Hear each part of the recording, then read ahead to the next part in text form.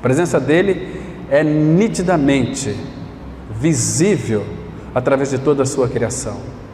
Quando você sai, de repente vai para um local onde tem muitas árvores, quando você contempla aquelas árvores, você sabe que foi Ele quem criou. Quando você olha assim, para cima daquelas árvores, vê aquelas nuvens, vê aquele azul, foi Ele quem criou todas as coisas e Ele se faz presente em toda a sua criação. Irmãos, Ele é tão grande que Ele não cabe dentro deste universo que Ele criou. Infinito Deus, não há lugar onde Ele possa caber. Mas, queridos, não é maravilhoso saber que este Deus que é soberano, que é grande, Salmo 48, quando nós cantamos aqui, grande é o Senhor, irmão, Ele é grande.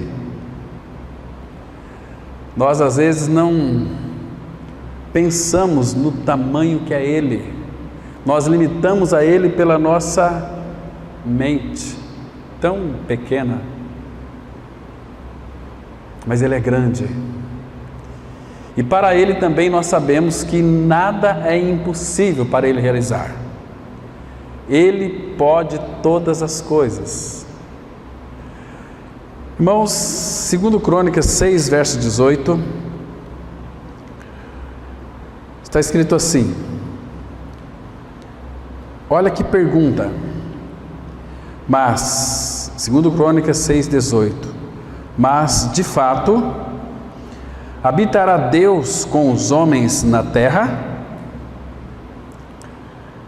Eis que os céus e até o céu dos céus não te podem conter, quanto menos esta casa que eu edifiquei. Pai, nos dá a visão espiritual e a revelação da Tua Palavra nesta noite. Queremos tocar toda a Tua realidade. Leva-nos, Pai, para as profundezas do Teu coração. Leva-nos a viver uma vida profunda contigo. Tu estás em nós, nós estamos em Ti. Pai, como o nosso amado Senhor Jesus Cristo orou, assim como Tu é nele e Ele em Ti, nós sejamos em Ti, porque Ele está em nós. Pai, nos dê a sabedoria nessa noite para compreender a Tua Palavra, a simplicidade da Tua Palavra, porque nós sabemos que Tu és grande e habita a eternidade, mas também habita com o abatido de espírito, com o quebrantado de coração. É para esse que Tu olhas. Obrigado, Pai, pela obra consumada no Calvário, que aquilo que nos separava de Ti foi rompido, foi aniquilado, foi tirado de nós, e hoje nós temos acesso pela fé a esta graça, e nela estamos firmes. Continue nos firmando. Pai, nas Tuas mãos está este tempo, abençoa a Tua Palavra e nos dá sabedoria para compreendê-la, e frutifica ela em nossos corações. Em nome de Cristo nós oramos. Amém. Irmão, que pergunta maravilhosa esta aqui, né? Mas, de fato, Salomão aqui é a oração de Salomão, ele está conversando com o Senhor. Salomão recebeu do Pai toda a sabedoria para guiar o seu povo, então o Senhor concedeu a ele sabedoria. Quando Deus atende o pedido de alguém, que esse pedido está coordenado à vontade do Pai, você pode ter certeza que você vai receber muito mais do que você pediu. Ele pediu apenas sabedoria e entendimento para guiar o povo do Senhor. Deus concedeu a ele sabedoria, riquezas e longevidade de dias, a ponto de não ter na face da terra, na sua época, homem sábio tal qual foi Salomão. Era um homem que tinha um discernimento para julgar todas as coisas. Era um homem que, de fato, no seu reino havia uma grande paz. Então Salomão estava prefigurando a pessoa do Senhor Jesus Cristo. Então ele estava orando ao Pai aqui. Interessante que nesta oração ele diz coisas que são maravilhosas.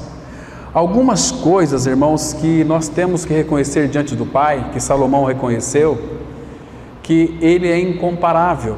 Tem um livro muito interessante, O Incomparável Cristo, esqueci agora, é Oswald Sanders, livro muito interessante que fala o incomparável Cristo. Mas aqui Salomão, orando ao Pai, reconheceu que Deus o Pai, ele era incomparável. Versículo 14, acompanha comigo aí. Ele disse assim, olha, e disse: ó Senhor Deus de Israel, não há Deus como tu nos céus e na terra. Está vendo? Ninguém se compara a ti. Ele reconhecia isto. Então, irmãos, quando nós reconhecemos que Ele é o Deus incomparável, nada se compara a Ele, a nossa vida começa a ter um significado. Claro que você sabe que você está no caminho certo, o caminho da cruz. É um caminho bastante dolorido, nós vamos ver alguns textos aqui hoje, mas é um caminho que nos leva a uma vida de gozo e paz sem fim. Salmo 66, ele começa a traçar algumas tribulações, alguns sofrimentos, mas afinal nos trouxeste por um lugar espaçoso. Queridos, com o Senhor Jesus não foi diferente. Com o Senhor Jesus, antes da glória, teve a cruz. Ele teve que passar a cruz. Não por ele não precisava de passar por uma cruz. Ele é o Filho amado do Pai, o Filho eterno do Pai. Ele era um com o Pai. Então Salomão aqui, irmãos, que lindo, ele fez uma pergunta maravilhosa ao Pai, como que revelando o coração do Pai. Mas de fato habitará Deus com os homens na terra? Senhor, tu habitarás na terra? Tu habitas o céu dos céus, nem os céus podem te conter, tu habitas dos céus, mas estou fazendo uma casa para o teu nome. Nome, quando fala nome, refere-se à pessoa. Estamos fazendo uma casa para ti. Tu habitarás na terra, caminharás na terra, andarás na terra. Esta casa aqui pode te conter, sendo que o céu dos céus não pode te conter. Imagina, nós queremos colocar Deus dentro de uma caixa, como esse local de reunião. Vamos trazer Deus aqui, Deus vai ficar dentro dessa caixinha aqui. Então aqui é o lugar de Deus. Então vamos à casa de Deus? Não, irmãos, não é isso. Aqui é o local onde a igreja presta culto a este Deus que de fato é grande, que não dá para nós medirmos a sua grandeza. Um dia você senta num banquinho e começa a pensar no tamanho de Deus.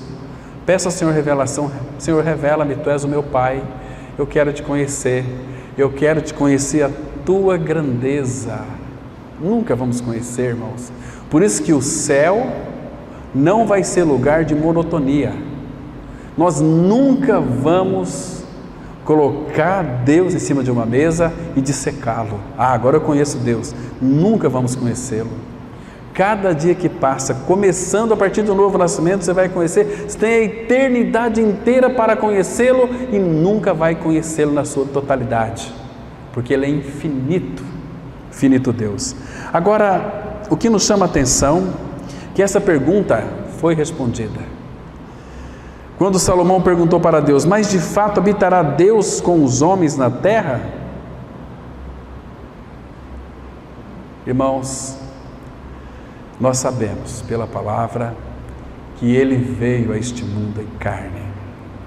Ele veio como que, Mateus 1,28, como Emanuel. Emanuel é Deus conosco. Coisa linda demais. Então, queridos, e a partir desse tempo, os profetas começaram a anunciar a vinda de Cristo. A vinda de Cristo, que Deus se tornando homem, se fazendo carne na pessoa de Jesus. O Espírito preparou um corpo para o Senhor Jesus no ventre de Maria. Olha que As profecias do Antigo Testamento, elas são maravilhosas. Eu quero que os irmãos abram comigo no livro do profeta Zacarias, capítulo 8, versículo 23. Aqui nós temos uma preciosa declaração referindo-se ao Senhor Jesus Cristo. Zacarias, no capítulo 8, o versículo 23, muito interessante essa profecia aqui, referindo-se à pessoa de Cristo, à restauração de Sião. Diz assim, olha que versículo precioso, Zacarias 8, versículo 23, assim diz o Senhor dos Exércitos, naquele dia sucederá que pegarão 10 homens de todas as línguas das nações, pegarão sim na orla da veste de um judeu e lhe dirão, iremos convosco, porque temos ouvido que Deus está convosco. Está vendo aqui? Irmãos, por que as pessoas seguiam a Cristo aqui na face da terra, quando Ele andava no meio dos homens? Quando Deus, na pessoa de Cristo, pisou na face da terra. Imagina o Senhor Jesus dando os primeiros passos, orientado por Maria e José. Começou a andar, a criação. Irmãos, deve ser algo assim, se a gente parar para analisar e pensar, que cena mais linda, irmãos. O Senhor Jesus aprendendo a dar os primeiros passos. O Deus que se vestiu em uma carne humana e cresceu como um bebê, era amamentado por Maria e começou a andar. Caía ali, caía aqui. Imagina o Criador aprendendo a andar. Imagina que cena linda essa cena, irmãos. O Salvador, o Rei dos Seis, o Salvador dos seus pais, aprendendo a andar, e pegava o Senhor Jesus no colo. Que experiência foi para Simeão, quando o Senhor Jesus, com 8 dias, levaram ele lá no templo para consagrar o Senhor. Quando Salomão pegou aquele menino nos braços, Simeão pegou o menino nos braços e ele estava tipificando ali o Antigo Testamento. Quando Simeão pegou o menino nos braços, diz para os pais, primeiro diz para o Senhor, agora, Senhor, pode despedir em paz o teu servo, porque os meus olhos viram a tua salvação. Que cena! Simeão pegou o Salvador dele no seu colo. Que cena, irmãos! Se a gente parar para pensar nessa cena, a gente se enlouquece de tanta alegria, porque é maravilhoso. Aquilo que Deus faz é loucura para este mundo. Como pode um Deus se fazer carne para vir ao nosso encontro? A gente vai ver depois por que Ele se fez carne então. Depois Ele trouxe uma profecia ali. Este menino servirá para a ruína e salvação de muitos. Uma espada traspassará a sua alma. Imagina Maria ouvindo tudo aquilo.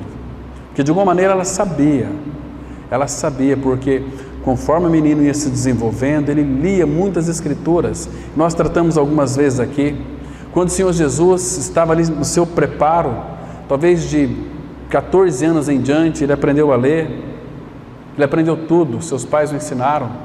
Ele aprendeu a ler e tinha ali o Pentateuco, o Antigo Testamento, os profetas. E ele lendo, quando ele chegava naquelas profecias a seu respeito, que Deus o moeu lá naquela cruz, imagina, irmão, o Senhor Jesus lendo, se referindo a ele. Fico pensando quando o Senhor Jesus chegou no Salmo 22, que ali fala da encarnação de Cristo, fala do jardim do Getsemane, fala da morte dele, da ressurreição dele e da exaltação dele. Porque quando Davi escreveu aquele salmo, ele nem passou pela sua cabeça que ele estava profetizando tudo a respeito do Salvador, Senhor Jesus Cristo. Jesus lendo aquelas profecias a seu respeito. Imagina como que estava o coração dele naquele momento, aquele coração humano dele pulsando aceleradamente. Ele sabia para que ele veio. O Espírito Santo que habitava nele revelava tudo para ele. Então, quando ele começou o seu ministério, Aos 30 anos, ele sabia para que veio e sabia o que ele tinha que realizar. Ele nunca deixou de olhar para Jerusalém. Lucas 9,51, a palavra fala que ele teve aquela intrépida resolução de ir para Jerusalém para morrer. Para morrer. Claro que neste caminho até o Gólgota, ele curou muitas pessoas. Jesus foi uma pessoa empática. Ele compadecia. Irmãos, por que ele compadecia tanto, irmãos? Porque ele é o amor puro. Ele é o amor que se compadece. O amor não faz outra coisa a não ser amar. Ele veio cheio de graça. Essa palavra graça é uma doação. O sentido original é graça, é Deus se doando, é Deus dando e fazendo tudo para quem nada merece e nem tem condições de merecer. Ele veio cheio de graça. É uma graça incessante. O amor do Senhor nunca cessa, sua graça nunca cessa, suas misericórdias nunca cessam, elas se renovam a cada manhã e elas são a causa de nós não sermos consumidos. Deus é misericordioso, Deus é amoroso, mas é um amor não como o nosso amor é, um amor egoísta, um amor de meu e minha, um amor egocêntrico, um amor voltado para nós mesmos, para os nossos interesses. Não, Ele se esqueceu de si, por amor ao Pai, nos alcançou. Ele também nos amou.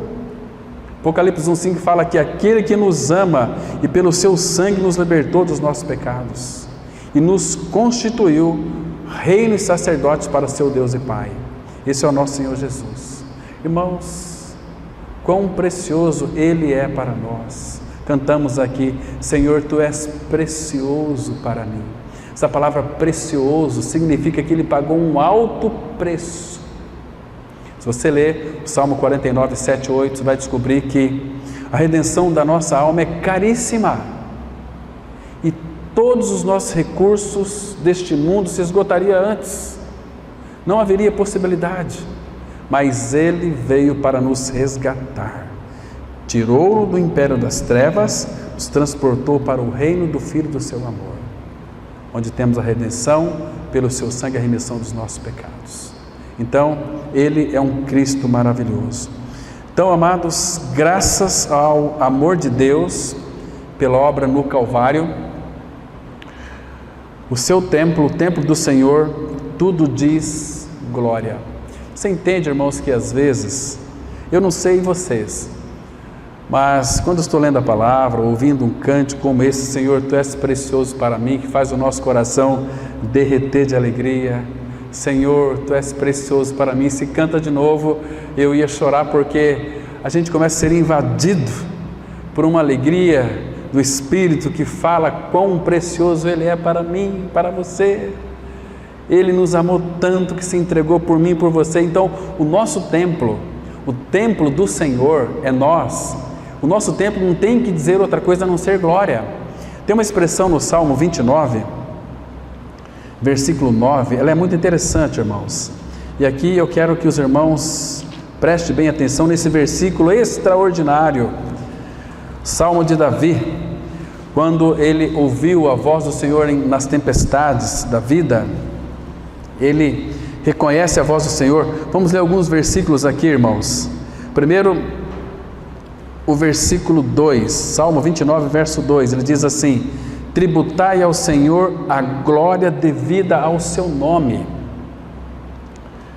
adorai o Senhor na beleza da santidade. O Senhor é muito lindo, irmãos, a santidade dele é linda, adorai na beleza da sua santidade.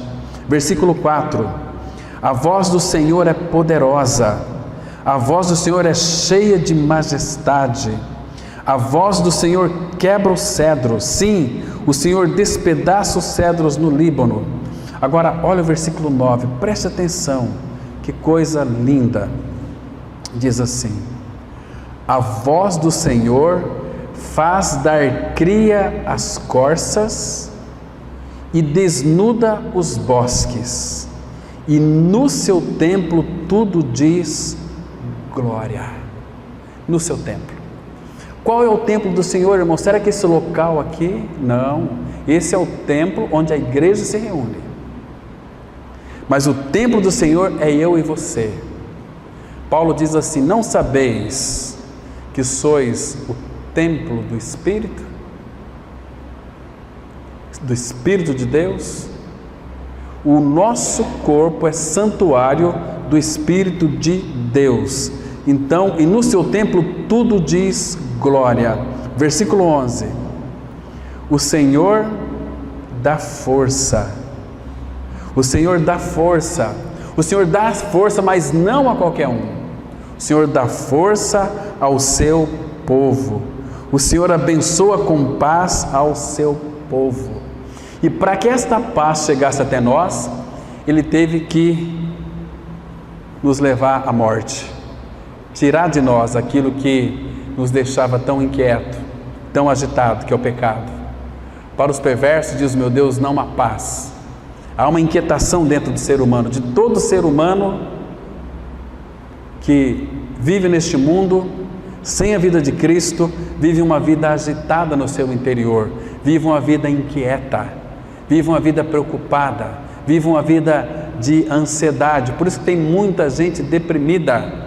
É muitas coisas, subindo aí combustível, subindo os produtos alimentícios, está subindo tudo, meu Deus, onde é que nós vamos parar? Há uma agitação. Não, irmãos, para os filhos de Deus em Cristo Jesus, Ele abençoa com paz. Não importa as circunstâncias que temos que enfrentar, não importa que tipo de problema você vai ter que passar, você vai passar junto com os ímpios, mas com um diferencial. Você vai passar com paz, com alegria, sem temor do mal. Porque nós estamos dando ouvido ao Senhor. E aquele texto de Provérbios, eu gosto muito, Provérbios 1:33. Aquele que me der ouvidos, habitará seguro, tranquilo e sem temor do mal. Porque, irmãos, nos dias da fome, a palavra fala que nós nos fartaríamos. Davi, ele disse assim, no mesmo Salmo 37, versículo 25: fui moço e agora sou velho, mas nunca vi um justo desamparado, nem a sua descendência mendigar o pão. Então, irmãos, não temas, não temas, não temos que temer nada, circunstância, porque o Pai, para o dia de amanhã, não importa como vai ser o dia de amanhã, Ele diz lá em Mateus 6, que Deus vai trazer os cuidados para aquele dia. Nós estamos passando por uma tormenta terrível. Sofonias fala que Deus tem o seu caminho na tormenta também. Ele é um conosco, Ele prometeu que nunca nos deixaria, jamais nos abandonaria. Então não temos que temer. São palavras para que os irmãos então possam descansar na suficiência daquele que era, é e há de ser, para todos sempre. Queridos irmãos, no seu templo tudo diz glória. Irmãos, Deus, Ele é o Pai da glória. Efésios 1:17, a palavra diz assim, Paulo orando aos Efésios, rogando ao Senhor, para que o Deus do nosso Senhor Jesus Cristo, o Pai da glória, concedesse a eles espírito de sabedoria e de revelação no pleno conhecimento dele, de Cristo. Então, temos que nos preocupar em buscar diante do Senhor, não coisas para a sua vida, busque espírito de sabedoria e de revelação no pleno conhecimento dele. Procura conhecer o Senhor que habita já em você. Se você creu na sua inclusão no corpo de Cristo, você morreu e ressuscitou com Ele, numa linda união com Cristo. Cristo hoje é a sua vida. E Ele disse que uma vez que é a nossa vida, Ele prometeu em Mateus 28, versículo 20, que estaria conosco todos os dias até a consumação dos séculos. Aí nós vamos estar sempre com o Senhor. Isso é maravilhoso. Então, Ele é o Pai da glória. O Senhor Jesus Cristo, meus irmãos, Ele é o Senhor da glória. Ele é o Senhor da glória.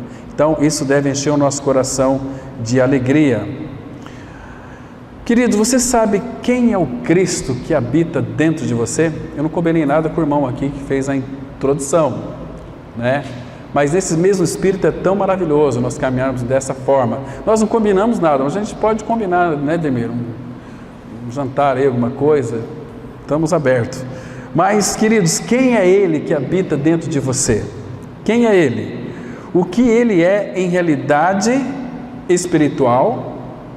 Eu e você, nós também somos nele. Irmãos, tem tantos textos, deixa eu mostrar um para vocês aqui, muito interessante. 1 João, capítulo 4, o versículo 17. É uma carta tão maravilhosa. João é considerado o apóstolo do amor. Ele traz para nós aqui algo tão interessante, referindo-se a Jesus Cristo neste mundo. Ele diz assim, eu vou ler o 16 para nós pegarmos o contexto aqui. Vamos ler do 15, porque é muito interessante, temos que aqui ele aponta para uma confissão. 1 João 4,15.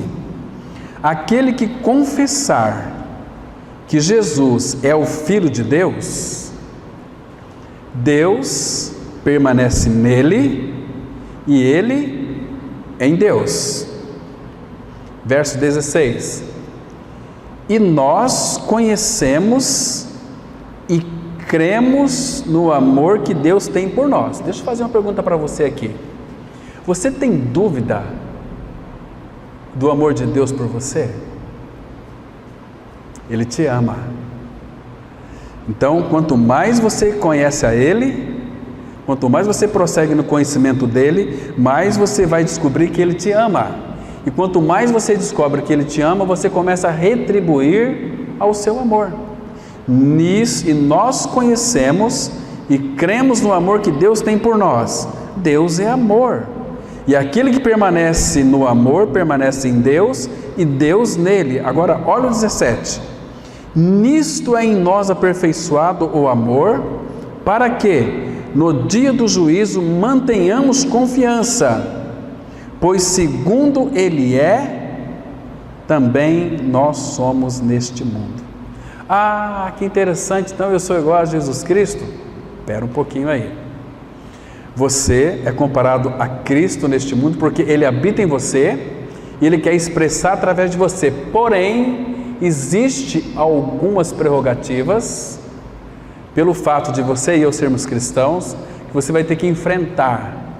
Isso não vai ser nada bom, mas de alguma maneira é bom, porque Deus vai fazer com que todas as tribulações, todas as perseguições, Paulo disse assim, lá escrevendo a Timóteo, capítulo 3, todos os que querem viver piedosamente em Cristo, a palavra piedosamente, todos aqueles que querem ser semelhante a Cristo, é a ideia ali de piedosamente, a expressão grega é semelhante a Cristo, todos aqueles que desejam, quer viver piedosamente a Cristo, piedosamente, ou a semelhança de Cristo, sofrerão perseguições. Segundo Ele é, nós também somos neste mundo. Às vezes tem perseguição de tudo quanto é lado, tribulação de tudo quanto é lado, mas benditas perseguições, benditas provações, quando elas chegam até nós e nós não a revidamos, quando somos ultrajados, injuriados, maltratados, às vezes por pessoas queridas, irmãos, quando nós não reagimos àquilo, mas entregamos para aquele que julga todas as coisas retamente, significa que você está sendo tratado na sua alma. Quando alguém fala mal, você já dá uma cotovelada, você já lança uma palavra para desmerecer aquela pessoa. Então Deus vai tirar você daquela situação, vai colocar você em outra, até que você aprenda a lição. E enquanto você não aprender a lição, Deus vai continuar insistindo neste ponto. Ele não tem pressa, Ele é longânimo. Então Deus tem muita paciência conosco, irmãos, mas agora a mensagem urge, porque nós estamos vivendo os últimos dias. Cristo está às portas, o juiz está às portas para buscar a sua igreja. Então, irmãos, esse é um detalhe que devemos estar sempre atentos. A gente percebe, falando aqui não para assustar os irmãos, mas quantas pessoas que faleceram esse final de semana com tantos planos, com tantos sonhos, com tantas perspectivas, mas a morte veio interromper. Às vezes ele não volta, mas você pode morrer. A morte na nossa vida, ela é iminente. Qualquer momento você pode falecer. Compreende? Mas, queridos, nós não podemos brincar com este assunto de vida eterna. Nós precisamos de levar o Senhor mais a sério, com responsabilidade, obedecendo a Ele, porque Ele nos amou, irmãos. Agora nós temos que, vamos dizer aqui, falando respeitosamente, fletar com o nosso Senhor, fletar na palavra. Quanto mais você lê as Escrituras, mais você vai se apaixonar pelo autor. Antigamente eu lia muitos livros de poesia, lia muitos livros de romance. Eu não conhecia o Senhor, então eu enchia minha mente com aquelas histórias lindas. Mas agora Ele colocou em nossas mãos a carta de amor para nós, com tantos conselhos, com tantas orientações, cheia de vida. Então nós temos que ler as Escrituras, ter relacionamento com Ele. Cada dia que passa vamos nos apaixonando mais por Ele, querendo mais a Ele, amando mais a Ele, até que o nosso coração vai palpitar da seguinte maneira, vai ansiar, dizendo o seguinte: volta, Senhor Jesus, Maranata, eu estou com tanta saudade de Ti, eu não suporto mais viver neste mundo. Se a igreja do Senhor tivesse este anseio, este desejo, esta vontade, como o Espírito quer, vai chegar um dia, porque foi profetizado, João viu isto lá em Apocalipse 22, o Espírito e a noiva dizem: vem, e os que têm sede, venha. Quem quiser, receba e beba de graça da água da vida. Quando nós juntos, numa unidade perfeita, num vínculo perfeito de amor, desejarmos a volta de Cristo, Ele vai voltar, irmãos. Nós não desejamos isso, precisamos ser sinceros. Nós estamos muito envolvidos com os nossos problemas do dia a dia. O Senhor quer que nós tenhamos responsabilidades com os nossos problemas. Sim, mas não nos envolvermos de uma maneira a colocar o nosso coração, porque Ele tem pedido tudo de nós. Filho meu, dai-me o teu coração, porque Deus, como dissemos aqui no estudo anterior, na quarta-feira, Deus se mostrará forte para com aquele cujo coração é inteiramente dele, é totalmente dele, é perfeitamente dele, é um coração inteiro para Ele. Estão me compreendendo? Então, queridos, o que nos chama a nossa atenção aqui nesse versículo, que assim como Ele é, também nós somos neste mundo. Deixa eu ajudar os irmãos aqui com 2 textos. Como Ele é, nós somos neste mundo. Em que aspecto? Jesus Cristo, quando Ele se fez carne, como que Ele veio a este mundo? Como Cordeiro. Ele é o Cordeiro de Deus que tira o pecado do mundo. Quando Ele ressuscitou dentre os mortos, o que Ele é hoje? Abra lá em Provérbios capítulo 28, versículo 1. Aqui, irmãos, temos uma declaração linda da palavra de Deus, apontando para aquilo que Cristo é hoje em realidade espiritual. Diz assim, Provérbios 28, versículo 1. Olha só que coisa interessante. Fogem os perversos sem que ninguém os persiga, mas o justo é intrépido como o leão. Por que o justo ele é intrépido como, não é como um leão, como o leão? Por quê? Irmãos, quando recebemos a Cristo Jesus, o Senhor, Gálatas 4:6 diz assim: e porque vocês são filhos, enviou Deus ao vosso coração o Espírito do seu Filho que clama Abba Pai. Esse Espírito do seu Filho, quando o Pai enviou até nós, é o Espírito do Jesus Cristo glorificado, que habita em nós. Então, Ele é o leão da tribo de Judá. Então o justo não pode ser diferente. Nós não temos recebido um espírito de covardia, mas de poder, de amor e de moderação. Leão da tribo de Judá. Então o justo, ele é intrépido como o leão. Se você ler Atos 4:12, você vai ver aquele Pedro, que era um covarde, que negou o Senhor 3 vezes, para as criadas. Ali ele estava em Atos 4, estava confessando Cristo, dizendo palavras contundentes, confrontadoras, que espancavam o coração daquelas autoridades, diante de soldados armados. Para de falar desse nome. Não podemos deixar de falar das coisas que temos visto e ouvido. Vocês têm que nos obedecer. Julgai se é justo diante de Deus, obedecer a homens ou a Deus. Intrépido, intrépido como um leão. Então, esses somos nós também, irmãos. O leão da tribo de Judá habita em nós, Senhor Jesus Cristo. Ele é o nosso tudo, é o Todo-Poderoso. Nós temos Cristo que pode todas as coisas, nós temos a vida em nós, nós temos a sabedoria em nós, nós temos a redenção em nós, temos a santificação em nós, temos a verdadeira e a genuína sabedoria. Mas também por outro lado, irmãos, ao mesmo tempo, assim como Ele é, nós somos neste mundo. Cristo era o Deus em Jesus. Ele era o que ali em Jesus?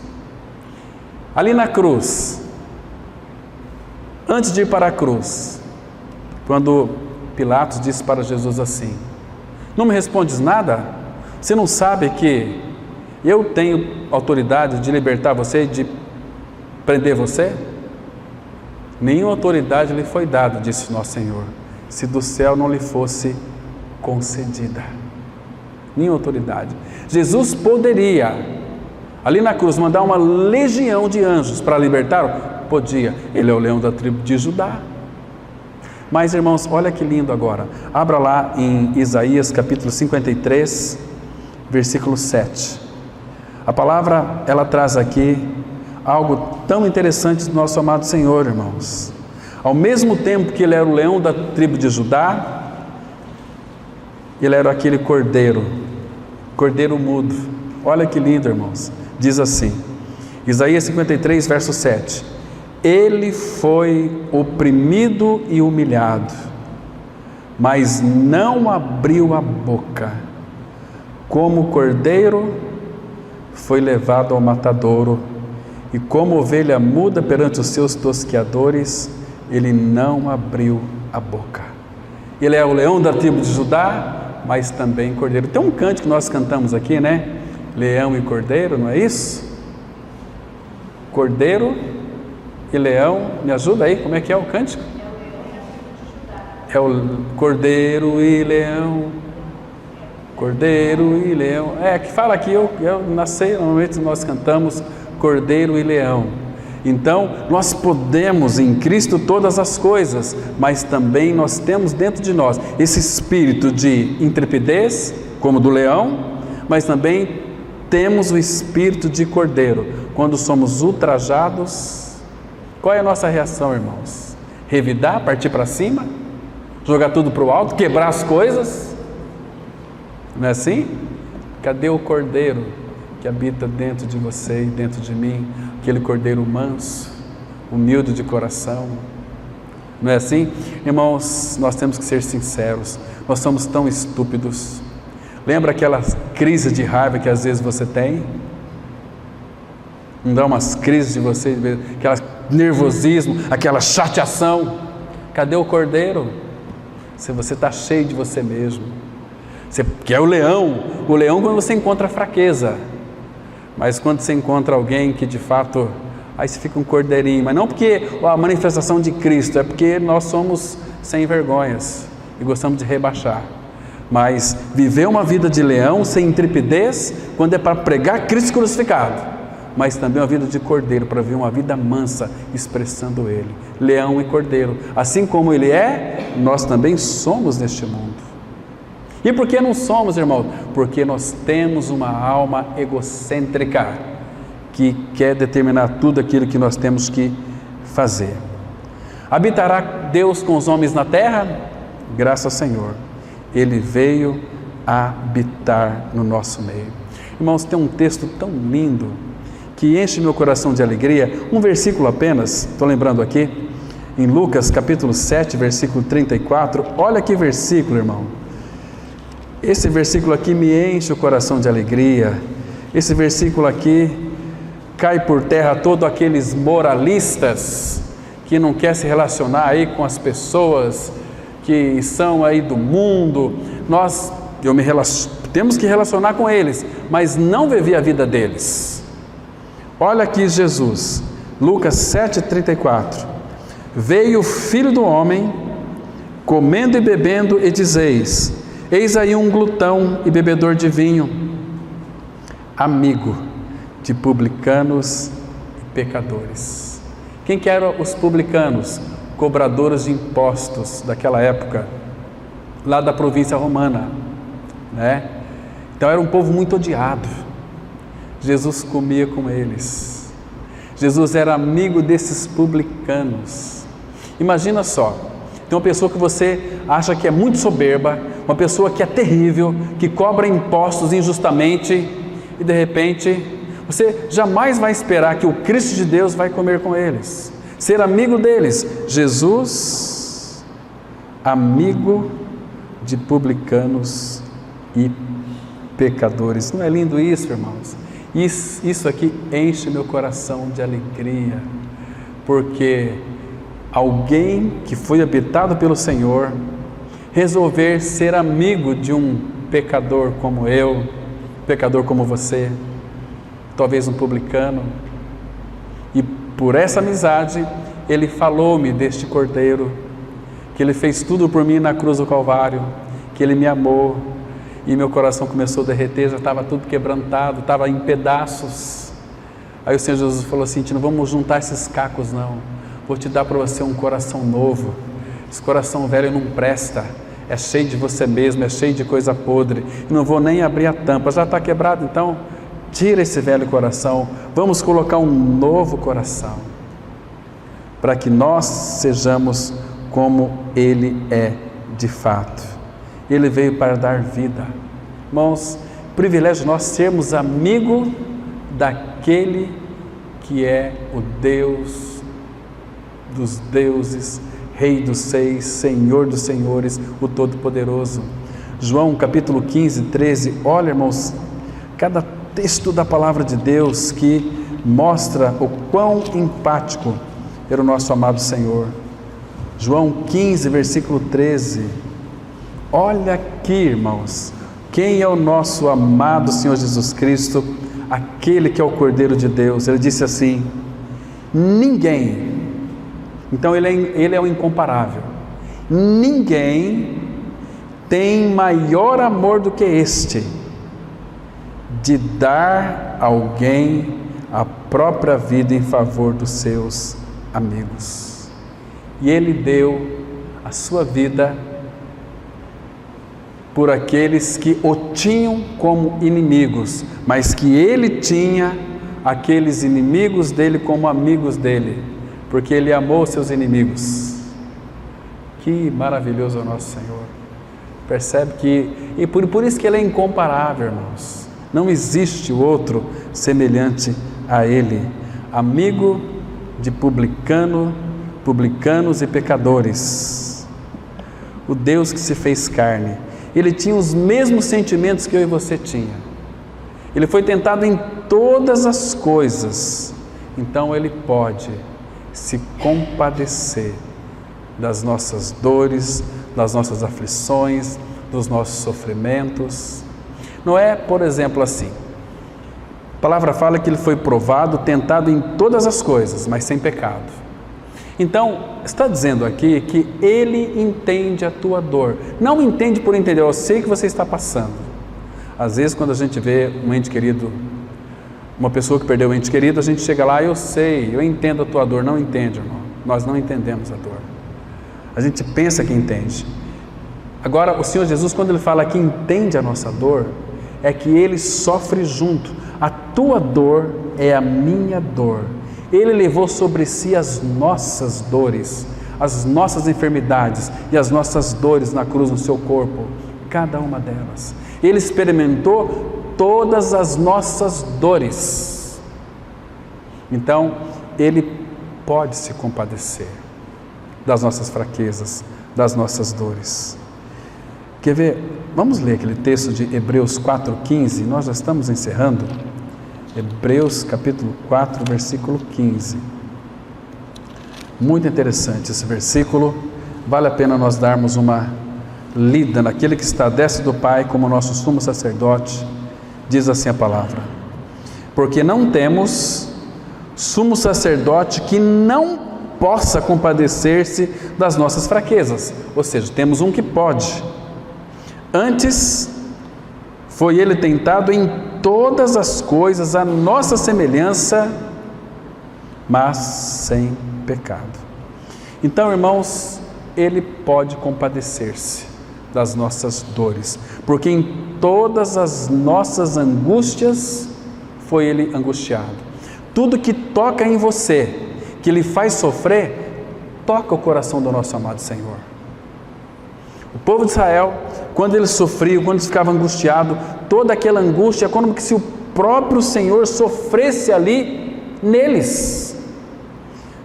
Deixa eu mostrar para vocês aqui Isaías capítulo 63, Isaías 63, versículo 8 e 9. Aqui está muito claro, irmão, dentro desse versículo, que Ele é um Senhor empático, que sofre junto conosco. Isaías 63, verso 8 e 9, a Bíblia, ela diz assim, olha que interessante. Isaías 63, verso 8, porque ele dizia, certamente eles são meu povo, filhos que não mentirão, e se lhe tornou o seu Salvador. Olha o versículo 9. Em toda a angústia deles, foi ele angustiado, e o anjo da sua presença o salvou. Pelo seu amor e pela sua compaixão, ele os remiu, os tomou e os conduziu todos os dias da antiguidade. Então, cada sofrimento, cada aflição, cada angústia que aquele povo tinha, o Senhor se angustiava na mesma medida. Então, irmãos, isso aqui para mostrar que eu e você, nós não somos vítimas. Todas as nossas dores, todos os nossos sofrimentos, Ele sofre junto conosco. Ele é contigo por onde quer que andares. Nós não podemos demover isso da mente. Ele disse, eu sou contigo por onde quer que andares. Nunca vou te deixar. Você é meu filho. A tua dor é a minha dor. Estão compreendendo? Embora quando às vezes uma mãe vê o filho aí sofrendo acidente, quebrando uma perna, cortando um braço, ela vai sofrer muito, mas não se compara à dor que o Senhor sente por um filho seu. É incomparável, porque é o amor, Ele é o amor, a fonte de todo amor. A mãe sofre pelo filho porque ama. Agora, irmão, nós somos filhos de Deus em Cristo. Imagina como Ele sofre por nós. Paulo escreveu, o amor tudo crê, tudo sofre, tudo espera, tudo suporta. Então você entende que na cruz tudo Ele suportou por amor a você e a mim. Foi um amor desmedido, um amor incrível, um amor maravilhoso. Então, queridos, eu ia falar aqui da simpatia de Jesus um pouquinho, como Ele é simpático, como Ele era simpático com os pecadores, como Ele era afetuoso com aquelas crianças, quando as crianças vinham para Ele para que Ele as tocasse e as abençoasse. Os discípulos, não, criança aqui não, vai para lá, não, deixar vir a mim os pequeninos e não os embaraceis, porque dos tais é o reino de Deus. E aí a palavra fala que Jesus as abraçava, aquelas criancinhas. Imagina só, o Criador de todas as coisas abraçando aquelas criancinhas. Que afeto tinha o nosso amado Senhor, irmãos. Que maravilha. Aqui em Isaías mesmo, nós já vamos encerrar, capítulo 66 vai mostrar que Ele é Deus para nós. Esse Deus, Ele é pai e mãe para nós. Olha o versículo 13, Isaías 66, verso 13. Diz assim a palavra, olha só. Olha que lindo, irmãos. Como alguém a quem a sua mãe consola, assim eu vos consolarei, e em Jerusalém vós sereis consolados. Ele não é apenas pai, mas ele é mãe também. Está mostrando para nós, eu sou pai de vocês e sou a mãe de vocês também. Porque vai ter momento que a gente vai ficar temerosos, mas ele vai tomar nos braços, como alguém a quem a sua mãe consola, assim eu vos consolarei. Em Jerusalém, figura da igreja, vós sereis consolados. Olha aqui o versículo 14. Vós o vereis. Irmãos, essa é uma profecia que não se cumpriu ainda, mas vai se cumprir. Vós o vereis. Fica com essa palavra essa semana, medita nela. Vós o vereis, e o vosso coração se regozijará, e os vossos ossos revigorarão como a erva tenra. Então o poder do Senhor será notório aos seus servos, e ele se indignará contra os seus inimigos, mas vós o vereis. Foi por isso que ele veio a essa terra, para realizar a obra no Calvário, nos atraindo, nos crucificando, nos levando à morte junto com ele, nos dando a vida pela ressurreição, para que dentro em breve vós o vereis como ele é. Amém? Vamos ter uma palavra de oração. Nosso Pai, graças te damos, porque podemos nos reunir em liberdade. Temos, ó Pai, a pregação da palavra, temos a tua unção, temos a tua presença também, Pai. Graças te damos por essa semana que se inicia. Pai, que essa semana possamos fazer a diferença, porque tu és aquele que vai adiante de nós e também aquele que é a nossa retaguarda. Tu tens nos guardado, Pai, de todas as coisas. Obrigado pelas coisas que o Senhor permite para nos aperfeiçoar. Temos plena convicção disso. E obrigado porque certamente com as dificuldades, com as provações, com os problemas, virão também as tuas bênçãos. Porque a maioria das tuas bênçãos, elas chegam até nós, muitas vezes disfarçadas em tribulações. Abra os nossos olhos para que possamos enxergar tudo isso, Pai. Em nome de teu Filho Jesus nós oramos. Amém.